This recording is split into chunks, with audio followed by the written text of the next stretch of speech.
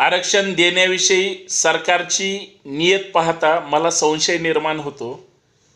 सरकार जर गंभीर असेल, मग मराठा आरक्षण असेल, धनगर आरक्षण असेल, आणि जातीनिहाय जनगणनेला RSSचा विरोध असेल, आणि जर माननीय मुख्यमंत्री फेब्रुवारीपर्यंत आरक्षणासाठी वेळ मागून घेत असेल, खरं तर वेळ लागणारच आहे, त्याच्यामुळे तो दिलाही पाहिजे.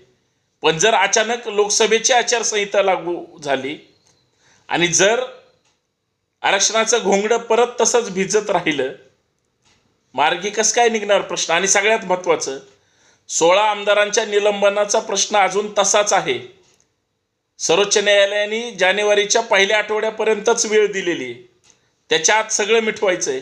आणि जर नाही मिटलं तर साहेब एवढंच सांगतो की आरक्षणाचा फुटबॉल होईल, आणि एकदा फुटबॉल झाला तर चळवळीत काम करणाऱ्या कार्यकर्त्यांचं काय होईल.